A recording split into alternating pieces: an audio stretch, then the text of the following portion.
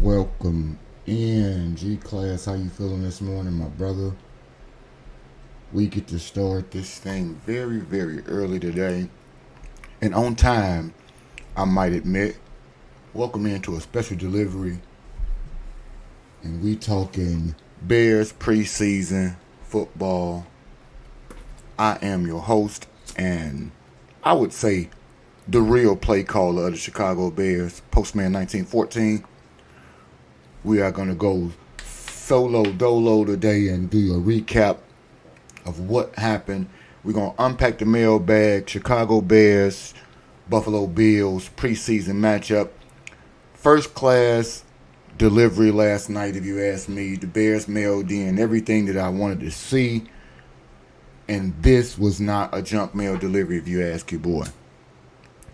Welcome in. How we feeling today? Let me know your thoughts in particular about some things, but we will unpack all of the things that were sealed up in the Bears' first class postage type of performance last night against the Buffalo Bills, albeit against the second string defense.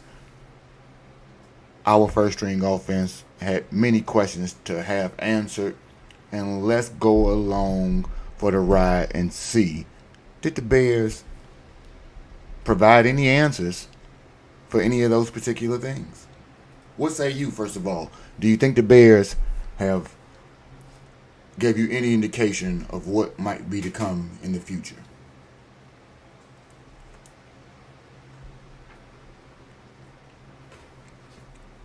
And I ask that mainly because there were plenty of naysayers before the game started. And now after the game, my question would fall in line with, did they answer the bell? In my estimation, I would say not 100%, but I'd say about 94% of the things that I think people had issue with were answered. So today, for the spotlight of it all, and he will continue to be the spotlight, we will talk about one number 18, Caleb Williams, and his progression. That's the first item on today's route. And the question before kickoff was whether or not he would find rhythm, whether or not he would be able to handle pre-snap progressions in terms of any reads that he might be able to make adjustments to going on to what he's seeing on the field, being able to get the ball out on time, and to look as though he was in a rhythm. Or, conversely, if we would have some of those same mistakes be something that we want to return to sender. Those are the things that people have said he has been able to improve upon. Let's just say it that way to be nice. And obviously, if anyone watched the game last night, I think Caleb resoundingly delivered like priority mail last night. Quick reads, sharp throws, chemistry with more than one target, might I add. Not the one in particular that everyone thought he'd have the best connection with. But, I mean, spreading the ball out, utilizing both tight ends and everything else. We'll get to them in a minute. But I think overall it lends itself to the point to show growth in one Caleb Williams in terms of the things that Ben is asking him to do. And we're being able to see some of the fruits of that labor. They have indicated recently that he's had maybe 3 consecutive good practices. When we get to those particular things, it's obvious that you want to have the opportunity to have it show in an actual game scenario. And like I said, while it be against people who won't be the starters for the year, it was damn good to see it be executed in a way that totally renders us questionless for the meantime, in between time is how I would like to say it. For right now, we got no questions about how Caleb is going to do some things, and that in itself gives me less to pause about. The wide receiver competition, that is not a competition, but something that I thought brought eyes to itself last night, and that is the wide receiver 3. We talk often about Rome Odunze. We talk often about DJ. We even speak to everyone else will be a pass catcher in the offense. Specifically, our second-round pick, Luther Burden, who had what I would call a somewhat breakout of a night in terms of the unit he ran with. Still finished the game 3 receptions, 49 yards. But the quick burst, the hybrid that they call him between DJ and Rome is starting to be evident. But that may be suppressed in some regard due to one Olamide Zaccheaus. I'm going to tell you, to be honest, I didn't think much of the Olamide signing when we picked him up in the offseason. Figured, a depth piece, maybe somebody that's a camp guy. I saw him in Washington last year. Did a few things that I liked. Olamide continues to impress, not only in practice, but on a day-to-day basis. He shows you something against the scrimmage opponent, and he has done so in the actual game. It's translating every week, and it's hard for me to believe that he won't be the presumed number 3 receiver at the moment, which is why you see Luther running with the second-string unit most often. And while we talk about Luther, we do not want to diminish the importance of the backup quarterback position. And Tyler Scott further helped one Tyson Bagent cement himself as the number 2 quarterback, if you ask me. I mean, the playing time, the way in which he comes into the game, and the preparedness have already lend itself to showing you that he is, in fact, the backup quarterback over Case Keenum.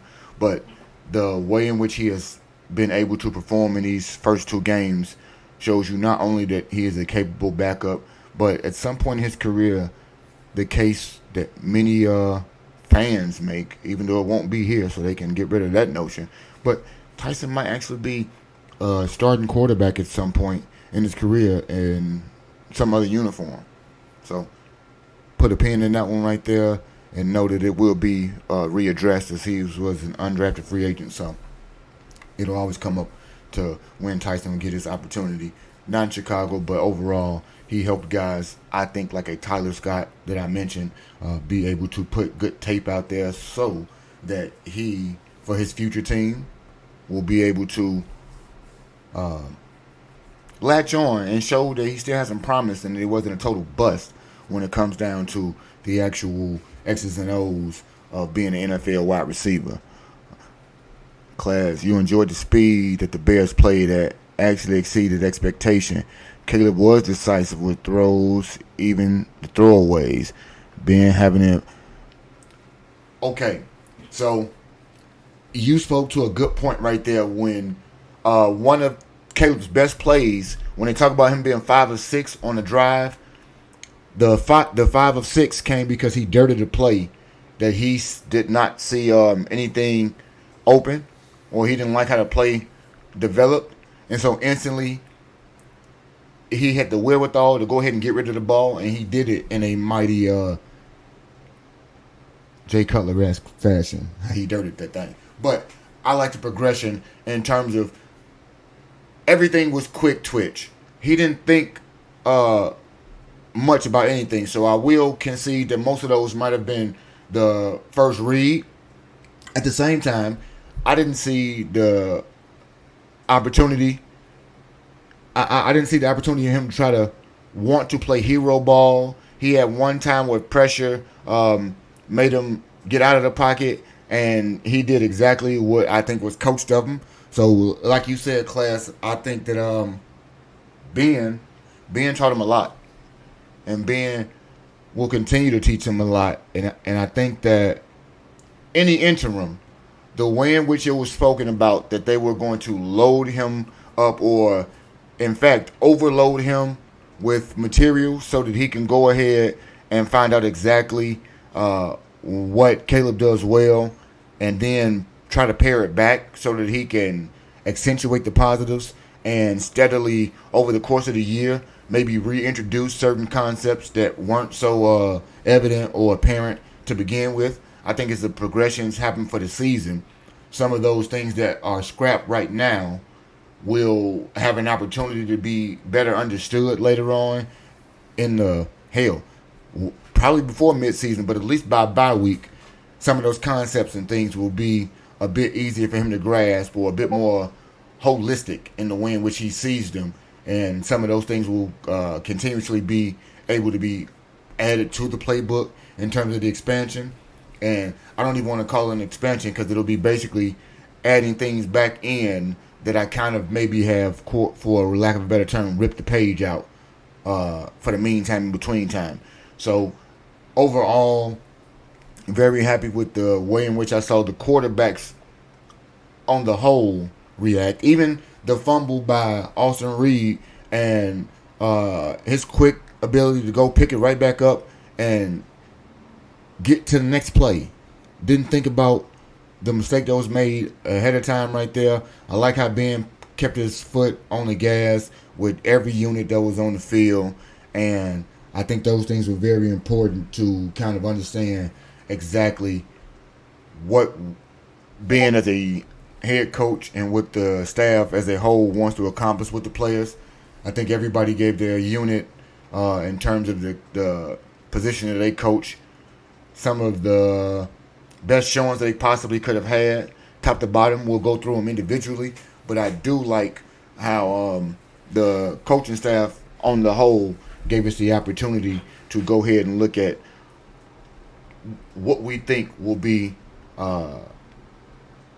what's to come, I should say, for lack of a better term, in the future, and what's going to continue to be there. And so, yes, when you see the foundation and class, the fact that I think the foundation is being built appropriately. You putting the post in the right spots. You laying the concrete and the sheathing in the appropriate areas. Now, I think we more so on the insulation of the house. You know what I mean? They did the wiring. They figured out how much they can add onto the fuse boxes or what have you. I mean, hell, if you want to put that into postal concept. G class, sometimes when I'm walking a route and you see a new bill or you see a spot where a new bill is going to come out to, you start to get a idea of the space, and then you see like to yourself like, man, maybe, just maybe, is this going to be a single residence? Is this going to be an apartment structure? Is it going to be like a duplex or a multifamily? The questions start to build in your mind, and the more they start to build a frame out to it, you can start to see just whether or not it's going to be a monstrous single residence, which, for lack of a better term, and mighty ironically, I have one of those being built on my route right now, where I thought initially it was going to be like a multifamily home. It's just an elaborate one family that's going to be side by side next to one that is a mirror image in some ways, but it has its own distinguishments. And so when you see that new bill finally come out, and like prime example, they talked about stadium bill, and you already see like the Vegas stadium and the LA stadiums, and you see what they turned out to be, and that gives you a vision of what yours could be. Conversely, some offenses in the past, including the Lions, have given us visions of what ours could be.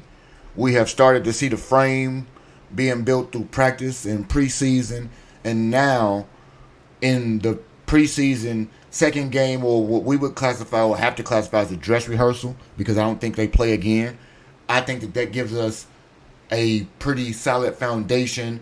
We see all the wiring going in, all the insulation is down, the roof is laid, and now we are focused on the exterior of that joint, which is make sure all the doors and window fixtures are fitting perfectly in terms of play calling and being crisp, making sure they fit perfectly so they don't let no type of air or efficiency get out, making sure you get that central air going, making sure we got the boiler and everything downstairs, the furnace, the offensive line is efficient, running new, no leaks in the piping, for lack of a better term. And I'm thinking by mid-season we could be totally focused on curb appeal. And when we talk about curb appeal, for me, that's mailbox placement. Where did they put the mailbox? How big is the mailbox? Is it appropriately labeled? Do I think that this is going to be a family that I'm going to have a decent relationship with in terms of communications for where they would like things, so on and so forth? And that's going to be able to allow us to totally understand what we see as a holistic rollout of a plan. Rain, how you doing today? Thank you for checking in. I always appreciate the tabs and such, Rain. It gives me great pleasure when people can come in, share the content, support the page, and hit the like button, even when they're not a sports fan in particular. But you are showing me support on the platform, and it gives me a bit more, juice, or a little bit more energy to go ahead and continue to try to do things that are going to help elevate the channel and be a better content creator when somebody who does not necessarily care about the niche but maybe cares about the person. So I hope you're having a great day, Rain. And let's see what class say. People fall in love with how a house looks. That's right. The wall under the so in my on my route, a large majority of it is based in Little Italy. And so Little Italy is a historic place, obviously, because of the settlement of the persons that came about and built it up. And so the structures are a lot, well, they were, because some things are starting to be a bit older and torn down. But they were stacked on top of each other, built behind each other, and so on and so forth. So you have multiple houses where sometimes you may have 6, 7 apartments or what have you built into a unit so that they can have all families live close to each other, Cash, right? And then those units now still give you the prestige of the community. And I brought those up because you do have some of the newer builds. And yes, those new builds look immaculate in terms of the aesthetic value and the things that they can give you, i.e. certain teams that give you great flash on offense, Cincinnati Bengals, and no substance nowhere else. Well, the thing I like about these houses in Little Italy is that the character of the house are the parts they use in the bones, in the structure. So whether it be the piping that they used back in the day, whether it be some of the structural sinks that they use in the basements for the washer and dryer type, some of the techniques they use for the roofing and the plastering and things like that to give them cobblestones and what have you, just to give it a bit of rustic look for us, but it was more of a functional and long-standing thing for them. It was such a good analogy to see that certain football teams are built with integrity from the roots, repaint, and the structure, just like those houses that have those old antique parts. You can still use some of the doors and just shave them down and repurpose. Or you can refurbish a house part and reuse it as opposed to having to replace it. That shows the character of that particular part of the house. That shows the durability of it. And it shows the quality of said piece. And to be able to use those things 70 years down the line on a house would equate roughly to the same way that you can see an offensive line piece, i.e. a Joe Tooney, still have the same value and purpose in a refurbished or a resurfaced system by him being playing for the Bears now. And it totally gives you so much of an opportunity, I think, to give you a house analogy, a male analogy with a new build, and the way in which the Bears can rebuild and give us a new purpose or an identity for the team, the things that we hope to accomplish, and the things that I want to see as a fan. Because right now, if we talk about fan things, I don't know what you ladies like on TV, but if sports is not the thing you watch on TV, what is something that, I don't want to say get you excited, but if it ain't SBC and a Regal Rumble or something, what's a program you can't wait to tune in and watch week in, week out, or at least whenever it becomes available to you? Erica's Corner, welcome in to you. How we doing? I adore your logo. Very creative and supporting the show. Can't wait. You know what? So, Erica, I'm glad, and shout out to Erica for giving me the idea to go ahead and look at Chat GTP, as Kendra G might say. Get on Chat GPT, get on some creative AI type of resources, and get better ideas as to how I can generate watch time and get more watch hours. As I am starting to notice, a bulk of my content is rooted in sports shorts. And while those keep me in the algorithm, those help me to have an opportunity for people to get to see sports in general, because it doesn't necessarily give them the opportunity to latch on to me, the content creator, see a bit more of the things that I might be able to offer. I do like that the video opportunities and the live streams give me more of a one-on-one engagement or interaction. And you in chat giving me the idea to look at other ways or seek outside sources on how to possibly improve or increase my watch time. Chef's kiss. I appreciate all the ladies at SBC. Y'all give me all the encouragement, just like you do the guys every day, day in and day out. And I wish I'd have been on YouTube a little sooner. Nonetheless, we here when we are. We building the train as we steer it out here, because everybody got a plane out here. And I'm gonna tell you, I ain't too fond of heights, so we're gonna try to build the tracks for this train to get on out there and keep on chugging. I appreciate y'all this morning. We are doing a recap of my beloved Chicago Bears and their brilliant 38-0 preseason win, albeit over the Buffalo Bills. Pretty fun for me last night. Then I don't got to get up and go to work today, so make some content, go back to work for the rest of the week, enjoy another weekend. I won't work another weekend for the rest of August. The wife's birthday is at the end of the month. So until we get monetized after Erica, we definitely always get the Cash App up. Don't even know if it's probably not even on my page right now, but let me see. Is the Cash App out there? Nope, it's never out there. And it's Mailbox Sports 3. God, repaint. How do I always forget it? How do I always forget it? You did. Never do I ever remember to do the things that might be important to your boy. Like, somebody might actually be working out there, and I ain't working. And I say that, and I say I wish I'd have been on Twitch sooner, Erica, because I was, and I still am, a Twitch streamer. I don't typically do a lot on Twitch right now because the opportunity for me to grow on YouTube is more paramount in my eyes. Twitch is more of a social opportunity for me to, yes, talk sports, but not in the capacity that has anybody totally understand or gravitate to.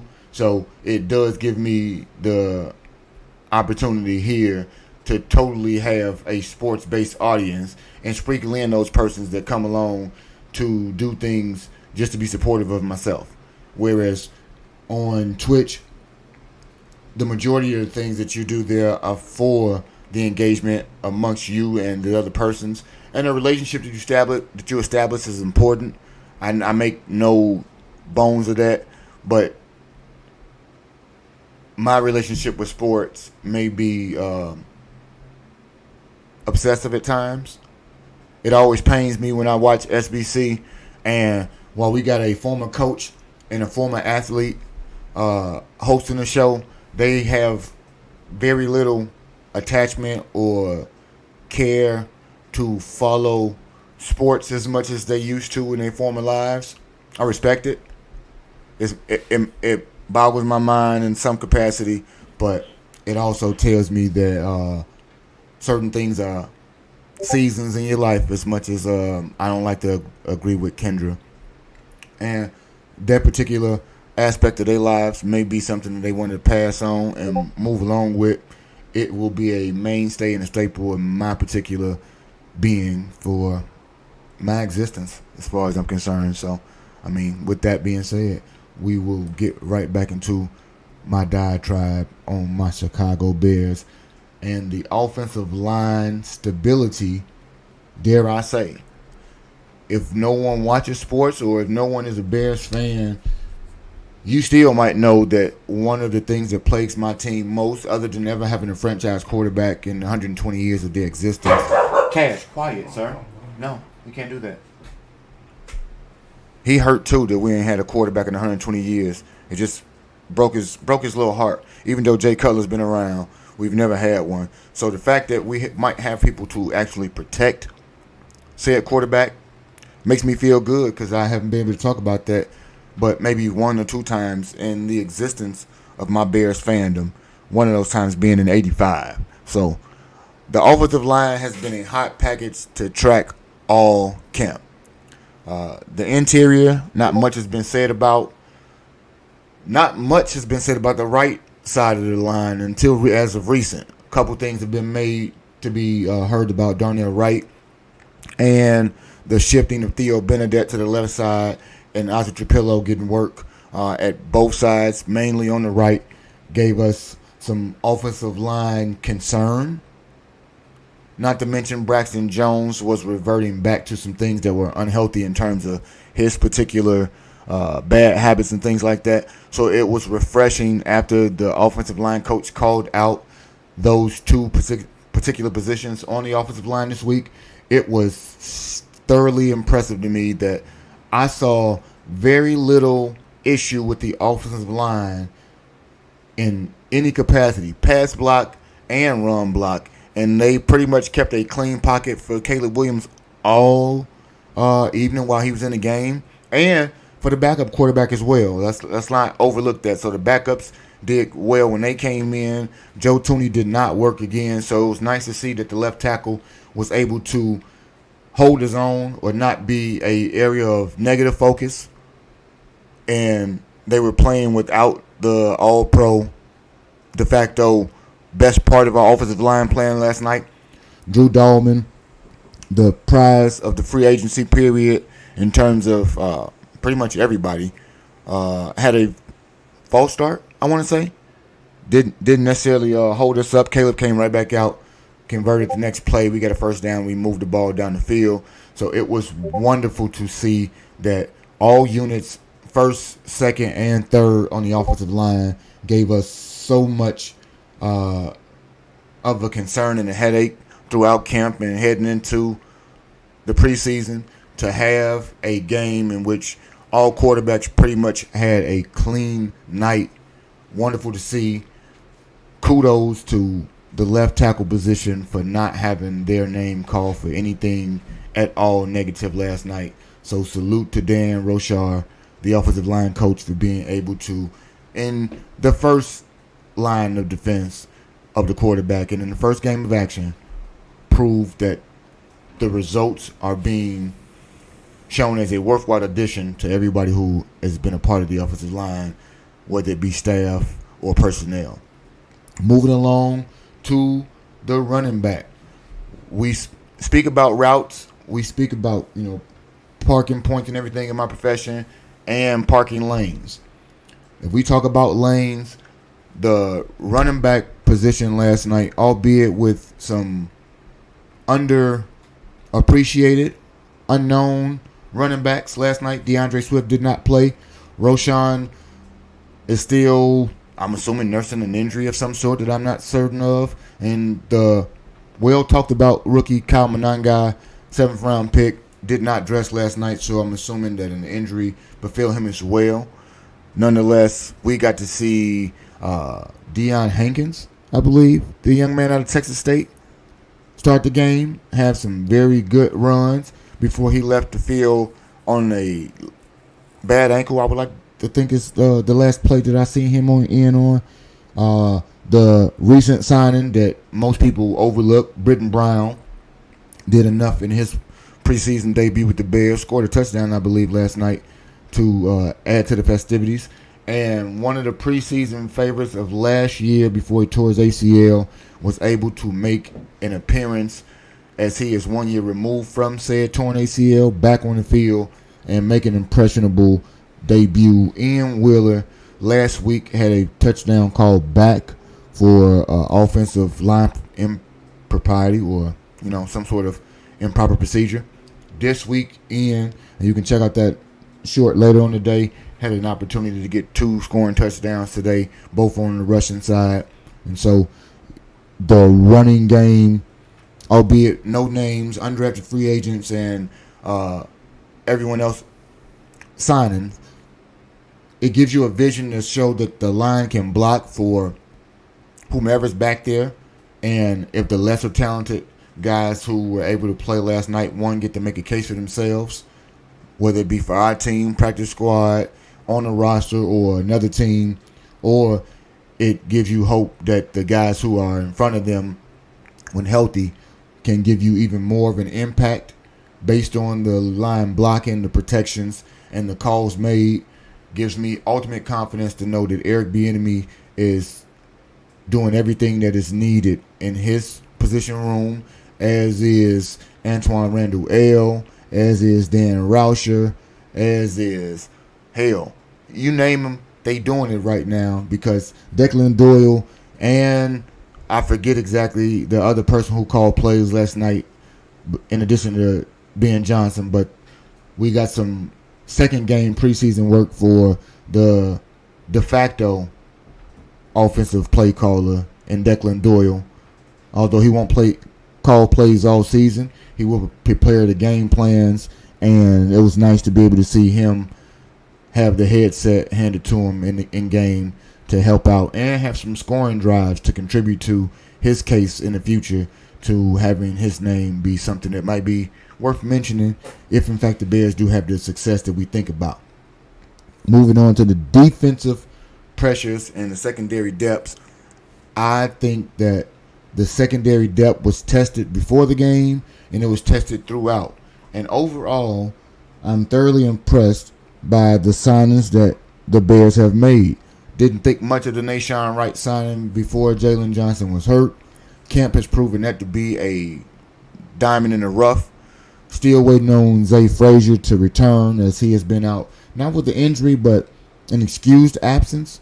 So I'm not certain what that it could be, a family emergency or something like that, but well wishes and hope he has a speedy return so that he can get back into the playbook. Terrell Smith left the game with an ankle injury last night. That seemed to be the most pressing of injuries that I seen last night. Don't know exactly the diagnosis or what the x-rays show, but something to look for. We did, while we speak of cornerback injury, we saw Jalen Johnson get some pre-workout on the field with the team before the game started. Jalen was hopeful to be ready by week 1. Things are trending in that particular fashion that he will be. Also, no word on Kyler Gordon, but it is a soft tissue injury with the hamstring, I believe, so they will take as much time as people often say. They will take as much time as needed so that they don't do anything to damage said soft tissue. But we talked about the offense. Now we will get to the defense that we're speaking of now. Al Harris has obviously made an impact on the defensive secondary to be able to have the guys like Josh Blackwell, the Smiths until said injury. You name it, they put him out there, they shine, and he is showing that he can have some quality performances from all positions when it comes to, well, I should say all depth when it comes to the cornerback position, the defensive backs. So that's something that's reassuring for me right there, G Honda, to know that at the end of the day going to end with the defensive coaches doing just as much as the offensive coaches, and Dennis Allen is making the impression on his side of the ball from day one that we will operate differently. Defensive pressure. One of the people that I heard most people want to get a repeat performance on. We talked about how the starting offense needed to get off to a great start. The starting defense had what's the word I'm looking for? They had a quietly astounding performance. And I say that in a way that they didn't cause any turnovers. They didn't have any wild plays. They were efficient. They had tackles for loss. They were 3 and out. They got people off the field with no problem. You saw no issue in any way, and you barely saw any type of offensive movement when it came to anybody except for the Chicago Bears. And I attribute that to the defense. Montez, Dexter had a nice tackle to start the game out yesterday. You look to people like Austin Booker on the second unit when they talk about depth. Another sack to go along with his 3-sack performance in week 1. So it kind of shows that he'll be able to kind of keep that intensity going. Dominique Robinson did leave the field with an injury. I think a minor injury, but I'm not certain. So it will be something to keep our eyes on just moving forward as we look into that defensive line rotation. Didn't hear much about Dayo Dangbo last night. Did get to see Andrew Billings sack, so that was nice to see that the interior of the line is getting the pressure that Dennis Allen likes to get, because if you collapse inside, you throw off the rhythm of the quarterback, you affect his footwork and ultimately his throwing in all capacities. Hell, I won't try to whittle it down to one particular in terms of accuracies or anything like that, but it does allow for more mistakes to be made and for the outside defenders and the linebackers and so on and so forth to make more of a concerted effort to either create a play for a loss, create a takeaway, and we will continue to see the peanut punch be something that is utilized over and over again. I did have a couple moments where I went to bed last night, took a little nap. So we may have had a defensive play in which the ball was peanut punched away for a takeaway once again. I don't want to conflate games, but it's happened already for the Bears in terms of them being aggressive and taking away the ball, and that is a direct effect of the Dennis Allen effect on defense. And so when we talk about the defense, they showed up like certified mail. They were guaranteed in terms of their delivery, on time, nothing was late. They brought pressure when needed. The young corners showed that they can hold their own in terms of route defense. So those are nice things to see for me. That's a huge win for the secondary in terms of showing its depth. And it's been under construction for the duration, but shout out to the scouting department for my secondary, because time in and time out, they have shown a proclivity to go ahead and get people to deliver on that side of the ball and in a particular position. And they continue to show me that, hell, we're starting to be cornerback U, defensive back university when it comes to the NFL. Just to get a quick hit, if we talk about the special teams and bubble guys, you do like football, but you don't pay attention too much. What you pay attention to when you with the game? Are you listening to the game a lot? Are you looking at uniforms repaint? You trying to find out the boys you like when they take their helmets off? What parts of a football game, if you're not watching football, what parts of the football game intrigue you most? Let me know. Like, my wife can't keep up with the kickoff. I can show her the kickoff from kickoff all the way to who get the ball, and she still will lose who has the ball. She won't know. Blows my mind to see how she, like, continuously, like it don't get her. And then she never want to go to a game because all the time when we play, like the Bears play against the Browns again this year. I think one time in 16 years, one time have we played in favorable weather. We always play in December, and again we played December 14th this year in Chicago. So, needless to say, she won't be going to that game because she ain't got no time for the winter. She an August baby, so she ready for this type of weather next week. Not for me. I can't do it. But if we talk about special teams, and that's the third phase of most people's football team repeat: offense, defense, special teams. That's the people who kick field goals, punt the ball, return the ball like Devin Hester used to do for touchdowns. Special teams is not something that was focused on much last night, but focus when we talk about those positions the most repeat because the majority of people that play on a NFL football team will have the opportunity to secure a job because of special teams. Meaning, you may have 6 wide receivers. 4 of them going to actually play receiver. The other 2 going to be what we call a gunner. Meaning run down the field when they kick the ball and do what you do. Tackle somebody. Because you're going to have more of that than you're going to have the other part going for you when it comes to this thing called special teams. You need to get yourself on the football field. So people like Daniel Hardy, for example, on my team, that's a guy who always is battling for a spot in the rotation. So when you can't get in the rotation, the best way to get on the field is to be, a guy on special teams. If you can play special teams, sometimes you the guy that they keep on the team just because you can play something else. So your dad and brothers are football fans and they played. They had you watching when you was younger. I dig it.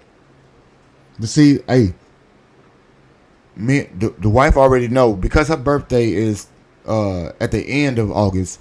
I couldn't officially give her resignation or a 2-week notice. Then I have to wait until September actually gets here.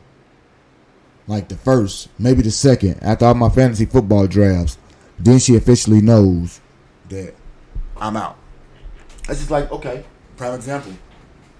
When we talk about fantasy football, one of my little trinkets just came around out there.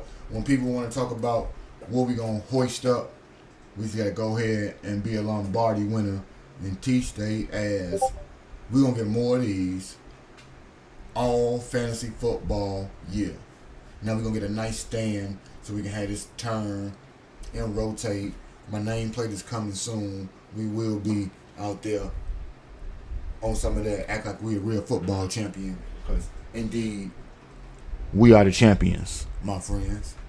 We the champions. And I wish some of my friends was in the stream right now instead of having their ass at work. Because I tell them, it's about to happen all over again, baby. Don't think nothing else of it. Back to the show. Let's get off of that. Week 3, while it won't be something that gives any indication to the overall identity of the team for the starters and things like that, it is the prime opportunity where people will separate themselves from, what's the words? I'm being disrespectful in a funny way. I don't know if they'll do these things in real life. Sell insurance. Move furniture. Go be a bodybuilder or something like that. I think if you don't make the team, and special teams is a great opportunity for you to do so, those are the jobs you'll be having. And week 3 of the preseason these days is the dress rehearsal for everyone fighting to make a spot. Whether you're trying to show tape that's going to get you a job on the Bears or any of the other 31 teams in the league or a practice squad or something to that degree, you're trying to do all you can to make an impression on these coaches and the other coaches on the other sideline you're playing against and the coaches that get a hold of your tape, because those are the things that really matter when it comes to those guys that are fighting for those last roster spots. They are important. They are make or break, and they show whether or not a guy is going to have the opportunity to realize his dream. You know, you think football is for men. You sure some women like it a lot. You know what? I don't disagree with your statement whatsoever. I don't know a lot of women who just absolutely love what's going on in the sporting world. At the same time, I can respect the fact that the light support is something that people get into, and the desire to learn about something new. Like you said, you'll go to a Bears game to eat some good food and dress and look cute. My wife, she got Bears jerseys because she just like how they look on her. Or my daughter will get, or we're gonna get the new Cub City Connect jersey, baby blue. It's all about what type of shoes she can get to go with it. They ain't watching no baseball game, and rightfully so. When I'm holed off in the room yelling at the TV, they okay with that, and vice versa. And I should be okay with that just the same. I'm never disregarding how they feel about it. They let me enjoy it the way I want to enjoy it. Just like, you know, if they watching, I'm making up something, Love at the Lockup, and I do watch a couple things with them, don't get me wrong. But if they watching something like that, you know, hey, I let them do what they do. And I appreciate your support of the channel, Repink, Erica's Corner, Tahilanism. Yeah. Got me being Gavin out here messing up names. I dig it. My wife would watch basketball with me. She's not much into any of them, and that's cool. I prefer that we have a couple things that we enjoy together. And if we don't do all those things together, we got the capacity to support what each other wants to do on the outskirts. So if she likes Lifetime, she calls my sports shows and ESPN Lifetime for sports. It's drama.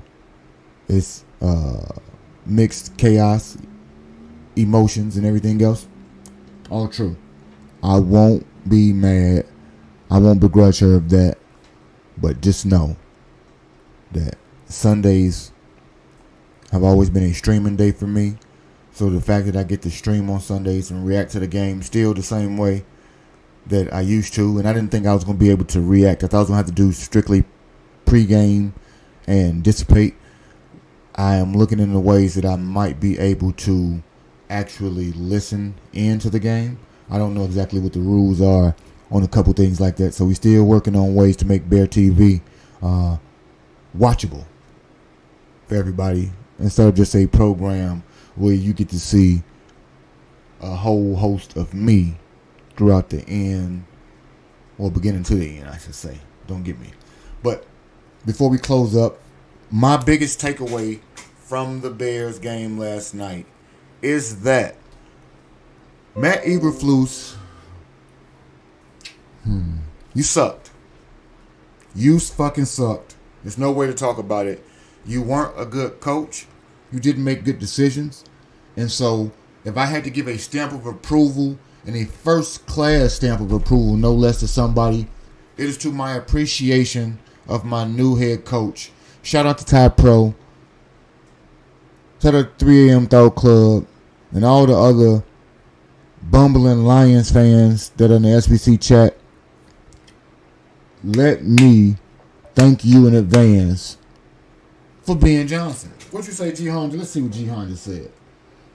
I'm going to send you Bumblebee Steelers gear. Guess what? If y'all do not know, ladies, I believe it is week. I can't even tell you what week it is. Week 9? No, not week 9. Week 7. I would like to say we play against the Pittsburgh Steelers.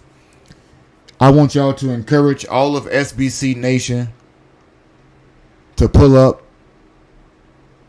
and watch me and G Honda break down our teams and watch me ridicule G Honda to no end as my team thoroughly defeats the Pittsburgh Steelers. So we're going to get a flyer together for that. We're going to hope that the Knock Knee Tyrant is doing his share of promoting this on his own channel because he streams every damn day. So I hope he out here. Let me see what you said. G Honda, we know you don't know football head ass. So G Honda, I don't know if you know G Honda. We're gonna get back to the closing of sports and how I love Ben Johnson.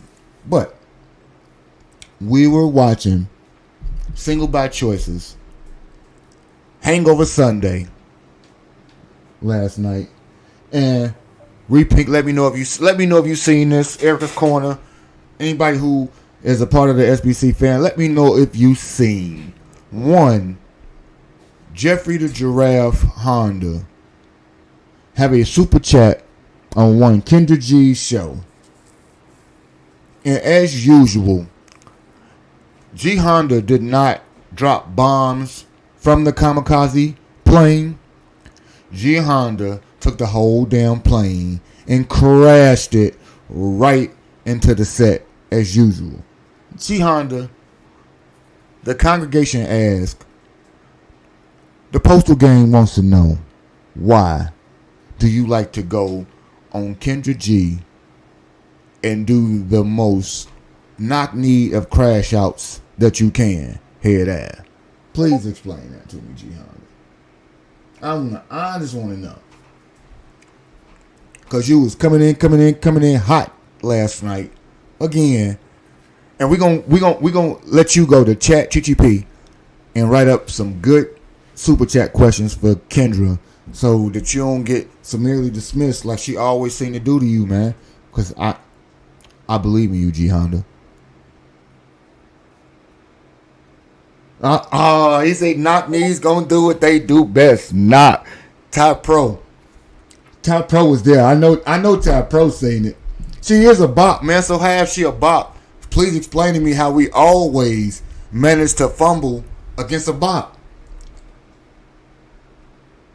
Oh, you got a crush on Kenny G over there? So you be trying to keep she get you stumbling. You be trying to keep it G, and she get you stumbling over your words. She get you tearing up your mail, G Honda. Top Pro, how you feeling today, man? Top Pro, I don't know if you, I don't know, I know everybody was locked in more than me last night. I was locked into the first couple drives, no less, of the Bears versus the Bills last night. If you saw anything on TV, I know you probably heard some of the chatter about Caleb thus far. Did Caleb do anything to show you? Did he impress you in any way last night for a preseason game?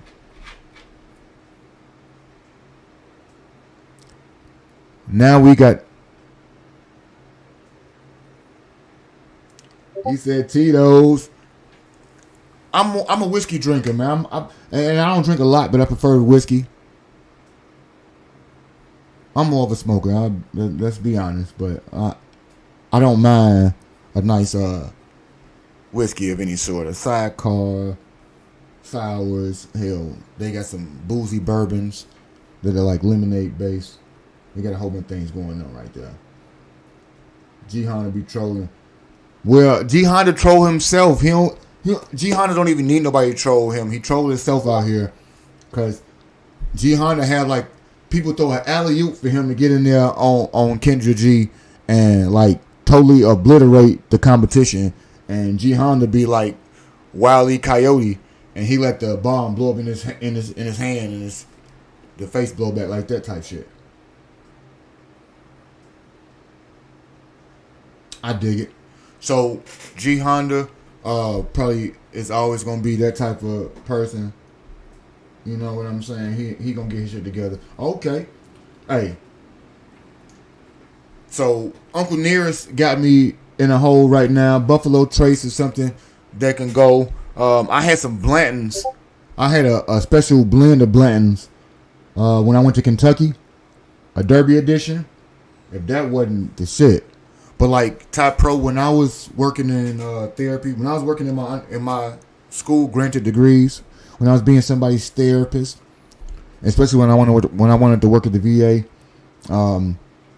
smoking obviously had to take more of a back seat because I need to be as lucid as possible when you're dealing with people that A, might have some dual diagnoses, B, if I'm administering any type of therapeutic goal, we might want to see that it can happen in its optimal performance, and it can't happen if I can't observe that because I'm clouded. But end of the day, I think, when I was like in high school and everything like that, and my friends were all into things like that, wasn't my bag at all. I'd say with my sophomore year of college, and it's weird because it happened before I played, so I can't even blame it on being in the frat, because none of my frat brothers really don't smoke. Right before I got online,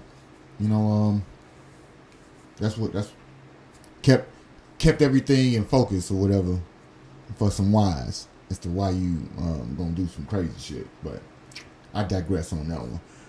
I ain't a therapist no more. We walk these streets and administer therapy every day to people who we classify as sane, and that in itself always allows me to keep grounded to know that it's a lot more people walking these streets, and mental health facilities are closed at an exorbitant rate. So that right there, it happens. Bro, I'm not at all mad that I'm not a therapist anymore. There's some healthcare bureaucracies that happen along with some things that I may have contributed to be blackballed in this place, and not totally blackballed, but blackballed from getting some lucrative type of jobs that would actually pay me. You start to realize that you never want to get you'll never want to get a job or a degree, I should say, in a field that doesn't pay you more annually on the whole, on the median, not just on the upper end. And so, fast forward, we carry the mail, we carry it well. We ain't gonna worry about it. And yeah, Top Pro, for lack of a better term, I've been a schoolboy for a large part of my life. A highhead, but a schoolboy. Like, my guys used to want to cut school, get high and chase girls. The chicks I wanted to roll with, they ain't smoke, because I need somebody to be smart. If they were smart, you motherfuckers out here getting blowed every day, y'all sure need to get somebody that got any type of articulation about them so that they can function and keep your life on the road, because they didn't do so well themselves in that regard, but they made their decisions about things. I understand full well now how that would have been a distraction to me in high school, because it makes you lazier, or it makes you more of who you are. I have a lazy gene, no lie. I think that would have been exacerbated. So I'm glad I didn't smoke until later in life. Let me see. Yeah. And in high school they was majors. They got stoned to the bejesus in high school. I used to let the wife do edibles every now and again. She get real slapped off of an edible, so she don't do too much on the edible tip. You know what I'm saying? So we keep her out. A cone from za. I ain't been to a Snoop concert, and I don't want to be around a Snoop concert, because if Snoop be trying to have no smoke offs with me, I'ma lose, baby. Snoop lungs. I don't know what Snoop be doing out here with his push-ups and everything still at this age, but I ain't got it in me, man. I really don't whatsoever. Nonetheless, Erica did give me some better ideas out here in terms of ways to get up my watch time. We will be attempting to do some reaction videos to some sports drama. If ever anything from Shannon Sharp to anybody that falls into the sports realm, if any of those persons happen to make their way into the headlines, I'm finding that sports drama, much like all sports content, has to be delivered on the moment. So I'm going to attempt to learn how to craft some of those reaction tapes for people who do not like sports as much as I do, a la a Repink, Erica's Corner, most of the ladies at the SBC, and some of the guys who don't follow it as much as I do, but still like a good sports drama story. So if we got any of those particular stories that might be helpful to me getting that page or getting that particular part of the content for the page going, please send me some emails for that at mailboxsports3@yahoo.com. Once again, mailboxsports3@yahoo.com. Let me type that in the chat. Always helps to get some pre-existing information about some things, so that it's like, hey, you need to deep dive into that particular information. That way I get the people what they want. And Ty Pro, I'm starting to understand that just in general, it's always gonna be like that. That may be the reason why G Honda stopped making his TV content conducive to sports. That's what I'm looking for. Because he don't know sports. No, because people don't watch it. I understand the niche of him, and most people content-wise want to gravitate to the things that like Mr. Walker does, Raquel, Gavin, and things like that, but I don't know that it necessarily suits my niche as well, and it does give me the comfort level to do so. Hey Kay, how you feeling today, babe? And so to be totally comfortable in helping myself to be a provider of the content that I want on this platform, I can't deviate and necessarily try to go away from those things, but I can be inclusive.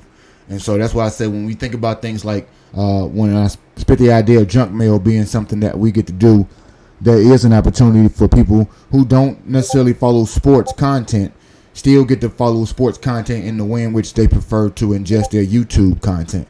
And the fact of the matter is, most of that tends to be in controversy or a little bit of drama. Everybody like a little bit of drama when it's outside of their own life, or at least I assume that to be the case for the majority. Everybody likes to stop, and I'm saying everybody stop and look at a car accident. I don't care how long you stop for. I don't care if you got a concern. Nobody just keeps a horse blind on and keeps going that I know of, but maybe they do.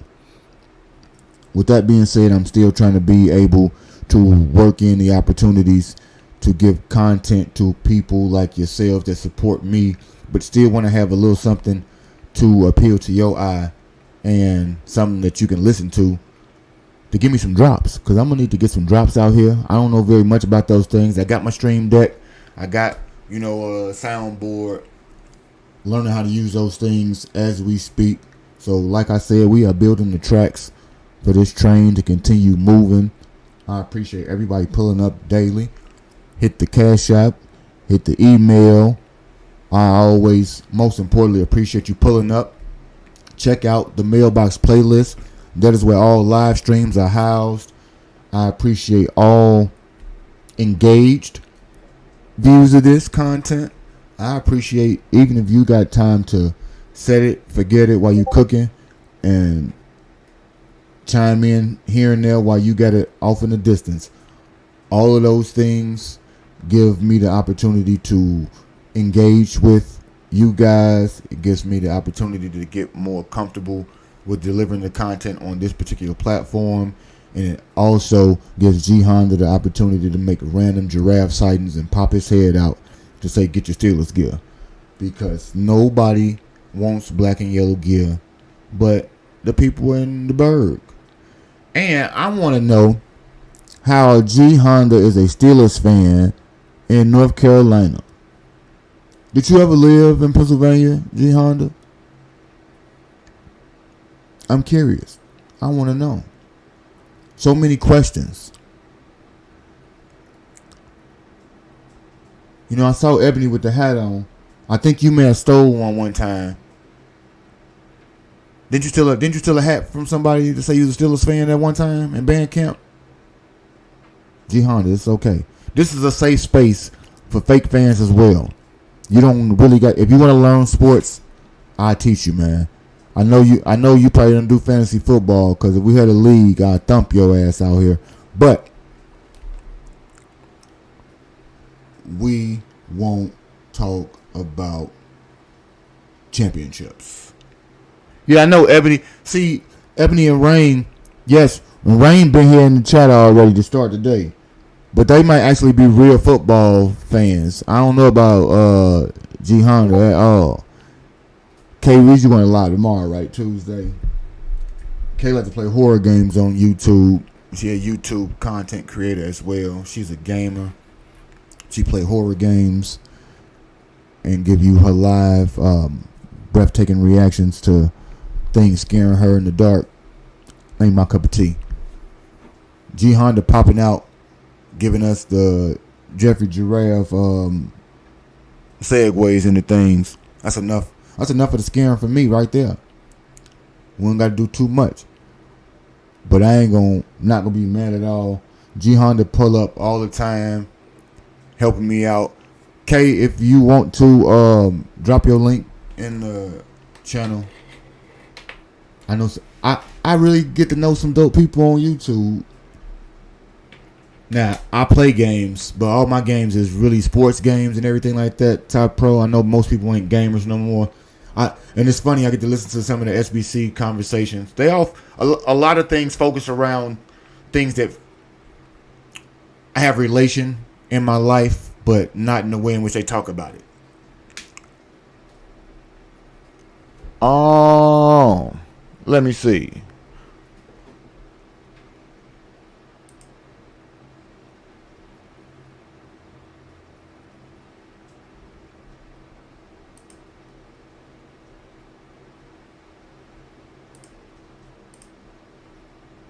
Do that right there, then, Kay. You can do it. Oh, you play COD, man? I play a lot. I play a lot more Warzone than I ever did. I like Warzone.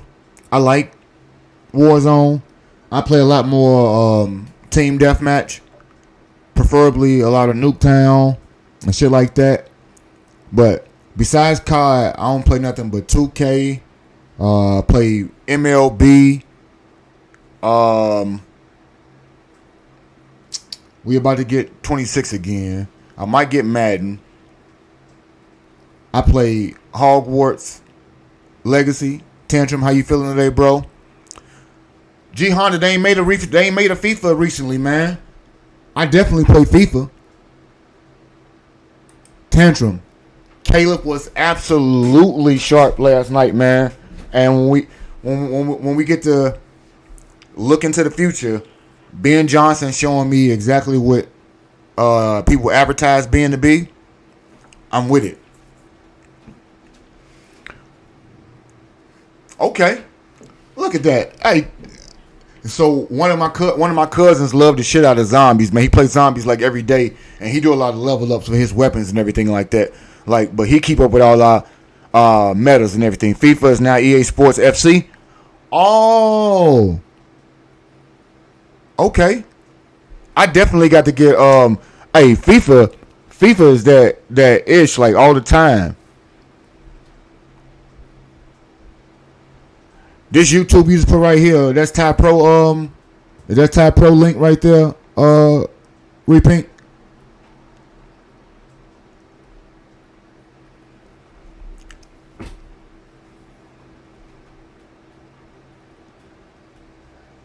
Ty, when you gonna get your channel going, man? I'm telling you, I see you on there. I see you on everybody page out here, man. I see you out here talking, dropping gems for everybody. You ain't gonna run out. Oh yeah, I see it. You ain't gonna run out, but you got to. I drafted Caleb last year, Tantrum. Let me take. You gonna keep making me bring this out? All right, so let me see.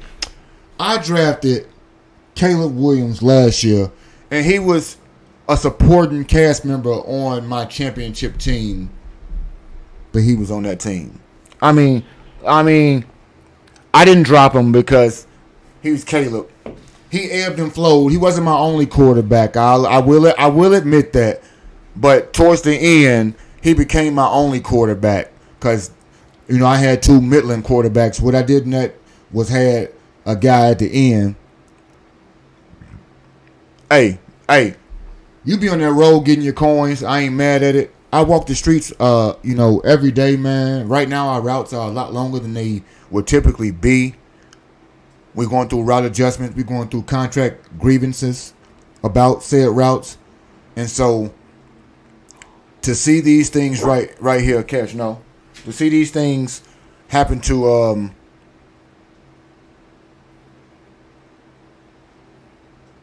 you go straight to hell. You go to hell, G Honda. Don't you talk like that about the Lombardi. You pissed Cash off. Baker has done surprisingly well since he left Cleveland. And I like that because I told them Baker was a good quarterback. They were all on Baker the first year. They got off the train real quick. And as soon as Baker went to Tampa, after his Carolina and LA stops, they just knew he was a backup for life. And now, fast forward, they still looking for a quarterback. And Baker has reestablished himself as being that type of person. Oh, so I want to know what you had out there with the Capitals. And I'm gonna have to go. I'm gonna have to go talk to Botrix about his about what you're doing over here, Botrix.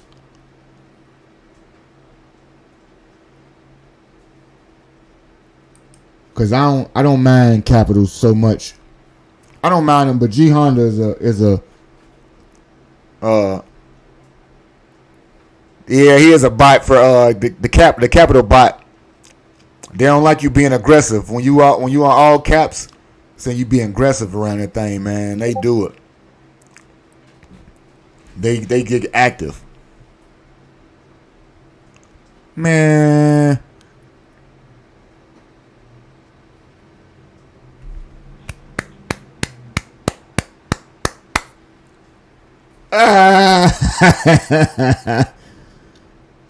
G Honda ain't nobody is okay.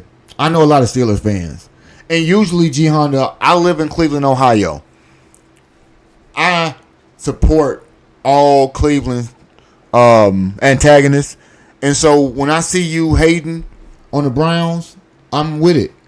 But then G Honda finds a way to shoot shots at my Bears. And so now we got to turn the lens on your team. And like I said, everybody pull up. Ty Pro already got the invitation for week 2 to be a guest. So we can do some live game reaction to the good and the bad of the game for both our teams. If your team's on my Bears schedule, especially people in the SBC and all of my streaming factions, I look forward to being able to talk to you. The Titans. I don't play the Titans. Nobody else type. Yeah, well, you better find somebody to hate on, man. Cause hating on my team, man. We ain't about that life, boss. We ain't even did it. Yeah, Botrix been tight like that ever since Kick started. I mean, but you think about the way in which Bears just as relevant as the Bears. You see what I'm talking about? You see why nobody... You see, even here, G Honda, we just got through talking about G Honda taking that plane and crashing into the side of the runway because he can't take off right. And he did it again. T-Miles, how you feeling today? Tell me what you thought about the game last night. T-Miles, let me know. Let me know what you thought of the game, my boy, my Bears fan. The Browns, I don't care about the Browns, man. I root against the Browns because I live in Cleveland and I can't stand their fans. I root for the Bears. I root for Shador. You know, unfortunately, he played for the Browns. I root for things around the Browns. But then the Browns fans get like a winning team one year, and they get so arrogant, they start thinking like they Super Bowl contenders every year, and it don't really work out for them. My first game in Cleveland, I went and sat in the dog pound, G Honda. That's what my tickets were. I sat in the dog pound and watched Jay Cutler shred their asses up. And it made me feel so warm and fuzzy on the inside. Made me feel so good inside, y'all. Hit that like button if you just came in. Hit the like button. Mailbox is where the playlist of all the live streams is. Feel free to hit that. Junk mail is where all things sports drama will be housed in terms of videos. So, in the future, look forward to junk mail being a staple of our evenings. I'm attempting to find out what day is a good day. It won't be a day, obviously, that's a Tuesday or a Thursday. It won't be a Sunday night. So, you know, might be a Monday or a Wednesday night when we go ahead and kick off a little bit of some sports drama. At least we're going to have the second particular episode of the week. We got to do a little more live streams. Sunday will always be the main staple, but we're going to have opportunity weekly, at least once a week, maybe twice, to do a premiere of a video that I create and to do a live video reaction to some sports drama or something that we can have a chop session so that I can connect with the non-sports fan. So like I said, feel free, please, to hit mailboxsports3 at yahoo.com. We can send me suggestions of things we can do on what we call Fan Appreciation Night. Let me know how that sounds. We'll do a Fan Appreciation Night. And on Fan Appreciation, we can react to whatever it is that the chat wants to react to. We can do some Better Than G Honda reaction. We can react to a G Honda trying to react. We can do some other things out there. Sports drama, you name it.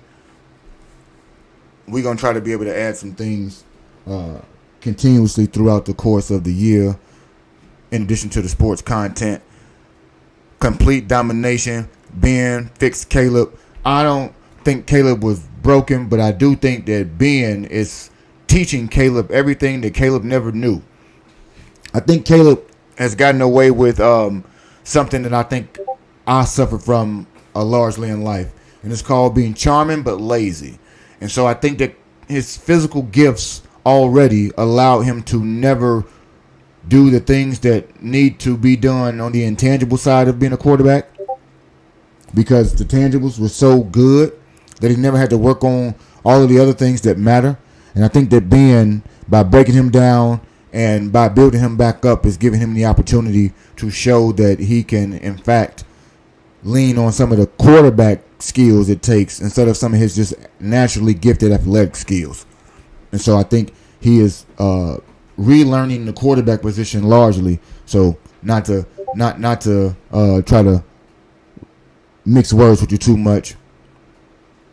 He did a job. He doing a job on Caleb. I think pairing him back on some of those things is going to really work out for him.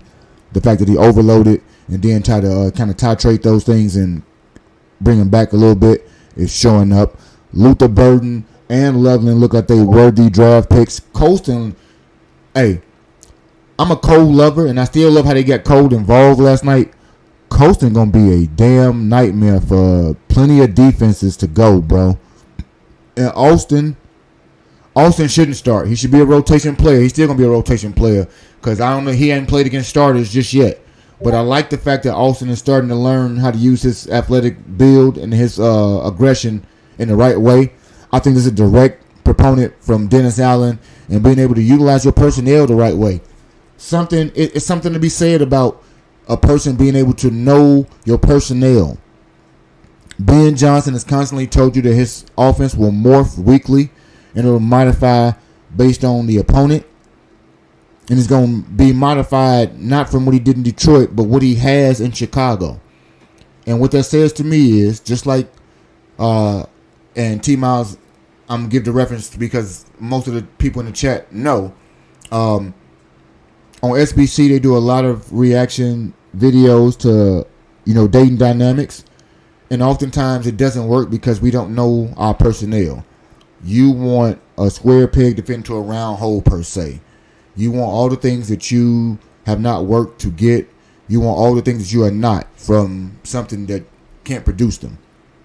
In football, much the same. If you are a coach that has a system and you want all of your players to run this system the way you want them to run it, no matter who they are as an individual, your system is destined or bound to fail. I'm gonna say downed. It's one of those. Take your pick.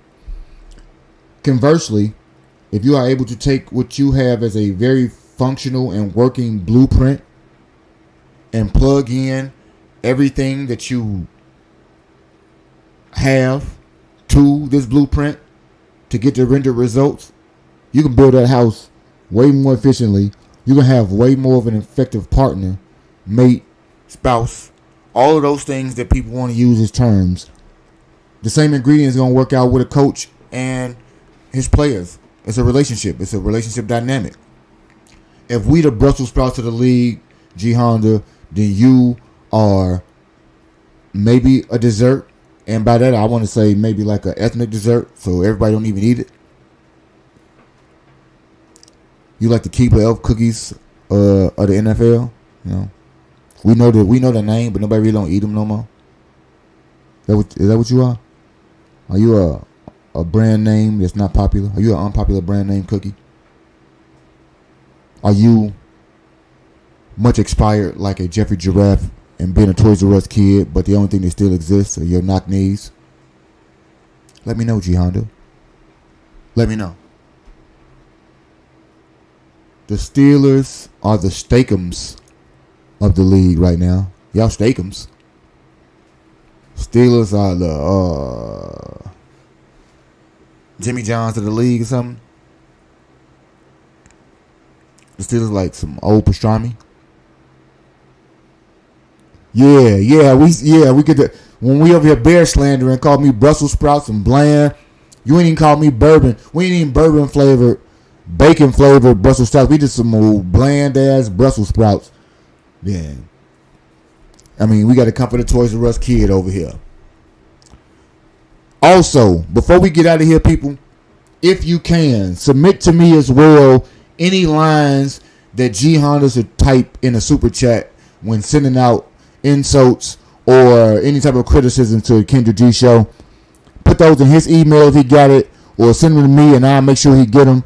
We're going to make sure that G Honda is an effective giraffe communicator and that we translate giraffe language so it don't seem so hostile and standoffish when it comes to him crushing on his boo Kendra. It's important that the message not be littered in giraffe lingo, knock-knee euphemisms, things of that sort. We want G Honda to get the message out there as succinctly and as clearly and articulate as possible, if that makes sense to you, G Honda. We want that elegance of a little baby deer with G Honda right now. Those knees are knocking everywhere. He's Bambi on ice. T Miles. Okay, so you might know Kendra G from the crib, because I didn't know Kendra did radio in Chicago for so many years. Obviously I don't live at home, so I ain't know shit about Kendra doing radio there. I didn't know about Kendra until I started watching SBC. Or I take that back. I didn't know about Kendra until I started watching Theo Coop. Shout out to the commander. The commander in chief is the one who put me on the SBC. I'm not gonna lie about that. I do watch SBC way more than Coop, but Coop gonna be a staple. That's where I got my introduction to Gavin and Mr. Walker. And I'm all about that bass right there. So shout out to the people I met on YouTube that's helped me to become a better YouTuber, so that I can surpass G Honda. That's my competition right now. Somebody got to get monetized first. The truth be told, it's gonna be him, because he probably got a few more watch hours to get. If y'all don't know, subscribe to the Stillmatic Network. Go ahead and check his content out. I think he rounding that base where he can go ahead and be eligible to apply to be monetized. We got to keep people pushing. Kendall was, smitten. Hey, she was until he opened his mouth. Look, Repink, I was always taught a man can do nothing to talk himself into some coup de cotta, but he can do a lot to talk himself out of it. G Honda was ready to have Kendra melt. A 6'8" giraffe that she ain't had to go to Lincoln Park Zoo to see. And he thought he had some words, and then he opened his mouth. And that's when you should have known less was better. Less was better. Not, do you hate men? How come you hate men? Not that. Like, you looking lovely. I'm pulling up to the event out here to see what the ladies got to offer out here in Carolina. Gonna be excited to see if they find a knock-kneed ninja like me appealing. Want to show y'all that I am more than just a Toys R Us kid, and I too can do some Jurassic reactions. And you went out there and fumbled the bag, opened it up. You had. She don't, man, but you can't go on her show and say that. Two things is true, as Gavin says. We all can know what you messing with. You knew the animal. Let's talk about it, G Honda. You are a giraffe, and you are a part of the jungle. You know exactly what a hyena like Kendra would do out in the jungle. Yet and still, you approached her as if you had the upper hand, when you should have did it a bit more stealthily for a 7-foot knock-kneed giraffe. You got to be a bit more Billy D. Williams or something out here. You came at it like Jerome Biggums. Got any crack, Joe Rogan? You ran it back. No, bruh. You are the reason we got a $5,000 ask a question to Kendra platform, if you don't know. And we took a vast look. Your comparison is way off. And then yesterday, see, you gonna have them email me about we gonna start reacting to G Honda says. Yeah, you the reason, man. See, like, nobody can ask questions no more unless we got 5K because of G Honda. And then it's so crazy because she don't even know that you came back as a Stillmatic Network with G Honda, and she don't know you no more. That's because you ain't what was your alias the first time you was on there? I forget, man. You ain't had so many of them. Gregory Ante should be your next one, man. Let Gregory Ante be your next name on there. Don't understand. We got to tailor your questions better. We got to like prep you. I'm gonna be like your Cyrano or something. I'm gonna be Cyrano. We're gonna get you an earbud, and we're gonna walk you through how not to get blocked in the first 3 minutes by Kendra G. I think we could do it. Yes. Be Gregory Ante, because she'll let you on just because of your name. She think it's fodder. When she think your name is hilarious and ghetto, then that's opening the gate for her, because she going to think clicks, likes. Oh, we're going to have fun with Gregory Ante. That's what she thinking right then. And then I'll have some glasses on with a big nose. No. You just wear some glasses. You probably already got your own. Unblockable. Boy, you about to get blocked. She about to give it to you. I'm merely trying to give you some plausible solutions. We solutions based. I'm trying to give you some things that will work, because oftentimes Mr. Walker and Gavin don't have time to sit still and do a one-to-one with you and give you the things you need. Just like a coach, I'm trying to coach you up for greatness in the dating market, G Honda. Specifically with Kendra G and getting the hyenas to back off. Right now, they're all circling you, and your knock knees are crossing up, and you can't stop them, and you're wondering. I'm trying to give you the opportunity where that, my friend, no longer happens, and you can roam about the jungle free. Is that not sound like a good deal to you? I mean, I don't know, G. Hit the like button, G Honda. If y'all never seen giraffes fight, go just Google that one day. But he ain't fighting a giraffe. That's what he failed to realize. G Honda's going at this like he fighting a giraffe, when in fact the giraffe is going against a damn pack of hyenas. Look, well, Kay, if you don't know, if you ever want Cart Before the Horse Productions, my apologies, and Single by Choices, those are both YouTube content pages by two of the Kings. Subscribe to either one of those channels, preferably, as they say in the world, for me to SBC. And at that point, we can go on here and you can see why they call him the knock-knee tyrant. I didn't give G Honda the name.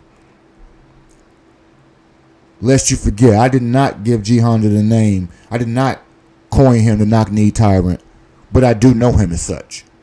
He used to be the mayor of Glaze Galaxy at one point in his life. And he got a lineup of malefactors, according to Mr. Walker. So do you got dime pieces, or do you got a lineup of dimes? In the big name of Jesus, let me know, G Honda. Let me know, sir. Go ahead and enlighten us.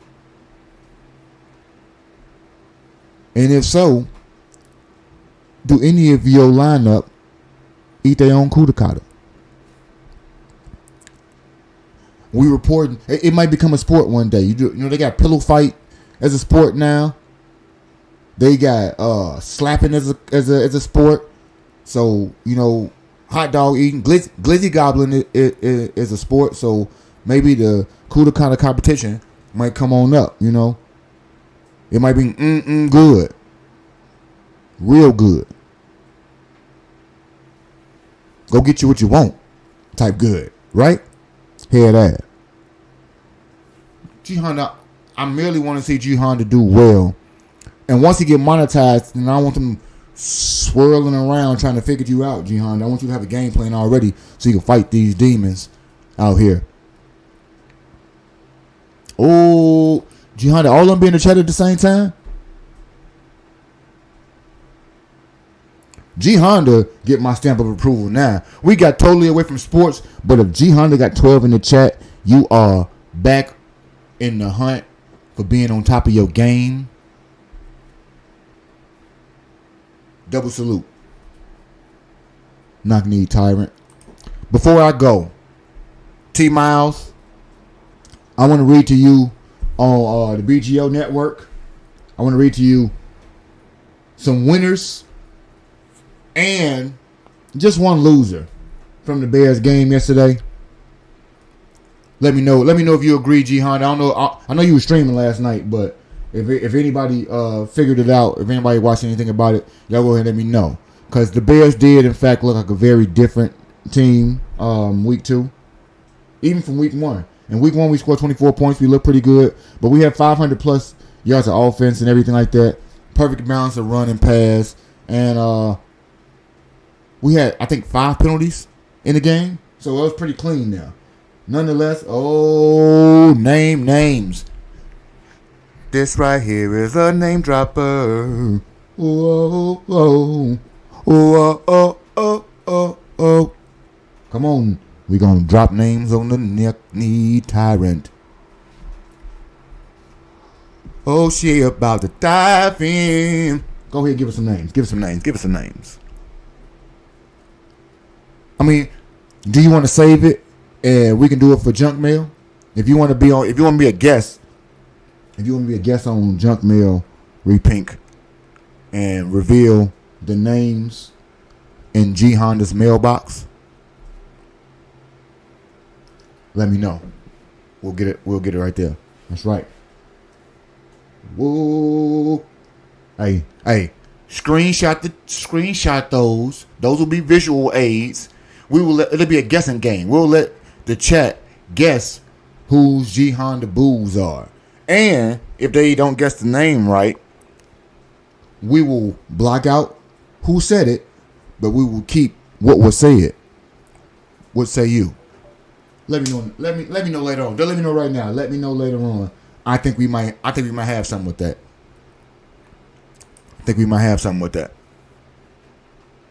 The Alicia Keys to G Honda's Bulls.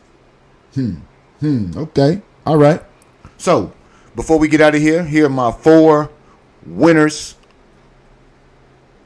4 winners. No, I'm stop. Every time I hear Umar say something 3 times, it gets me upset. But obviously, the first winner of the game for the Bears, just to close out on some sports content for us, Caleb Williams. Caleb got to acknowledge what I would classify as probably his best performance as a Bear, preseason or otherwise, just in terms of how it looked overall on the whole. He finished with 6 completions out of 10, but on that touchdown drive, he was 5 of 6 for 93 yards. A good tutty. Oh, pop the balloon. The giraffe popped the balloon for love. Giraffe edition. He got the ball out. Processing looked pretty good. Poise in the pocket. I don't think you asked for a better start. That's my first winner. Bears could contend for the division.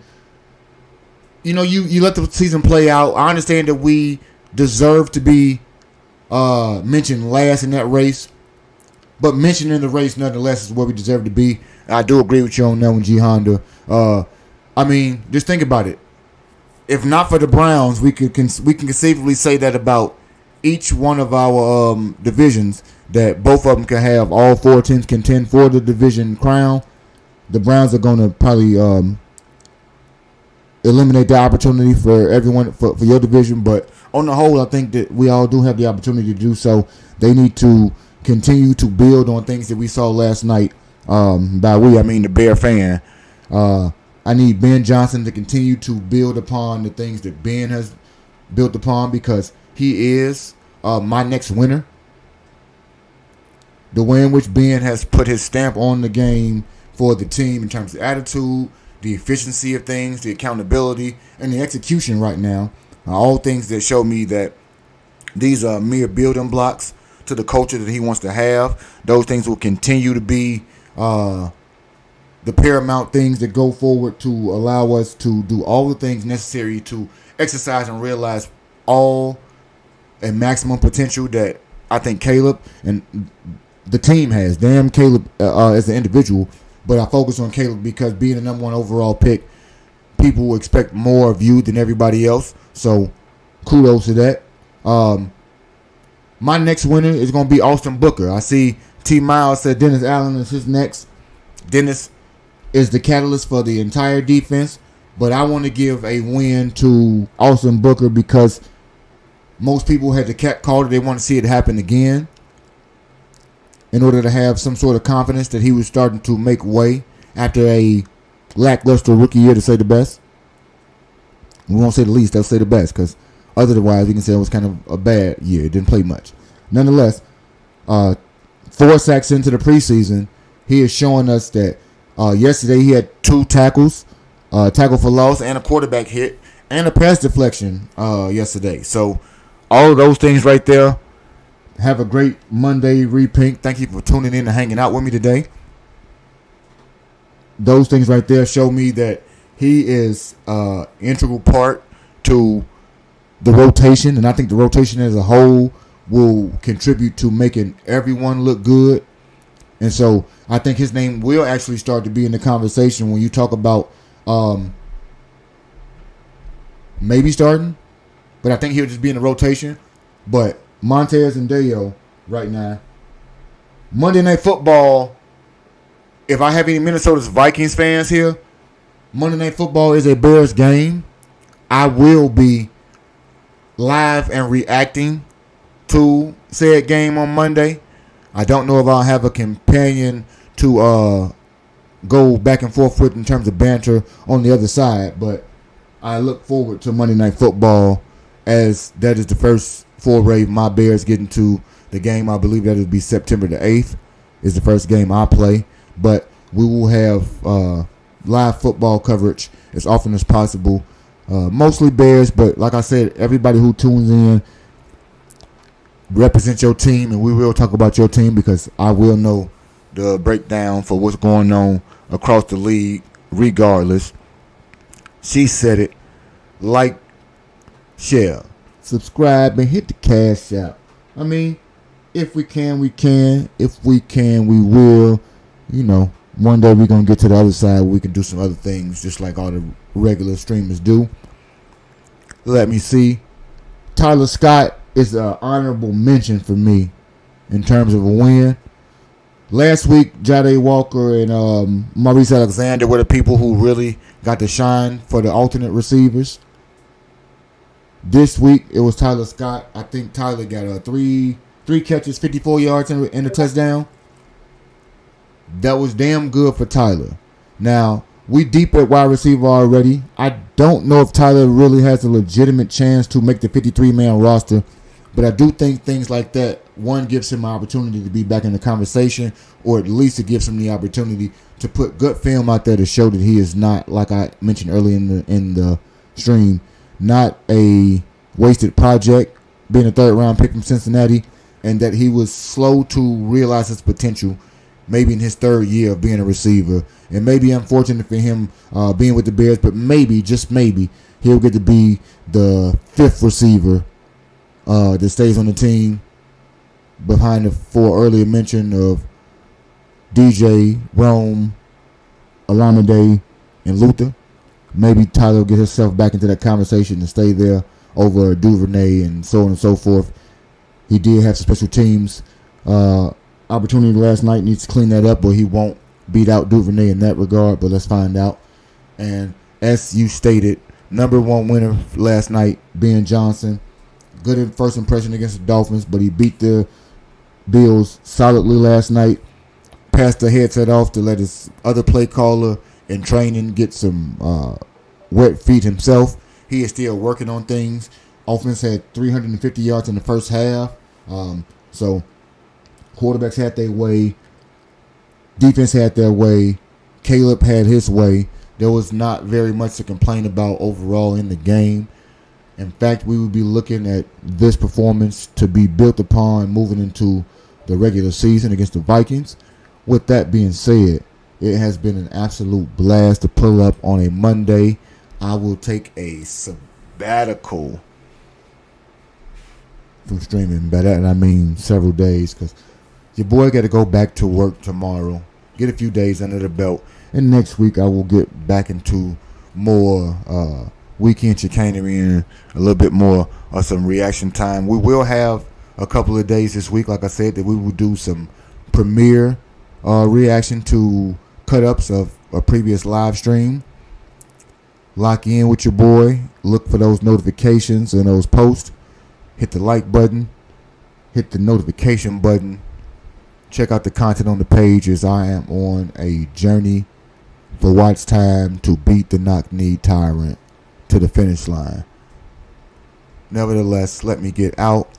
Go be a productive papa. The granddaughter will be over in a while, so let me walk the dog. He has been patient as he can be. I appreciate everybody hanging out with me this afternoon. We will get to you a bit later on. Appreciate y'all. Until next delivery, this is Postman 1914.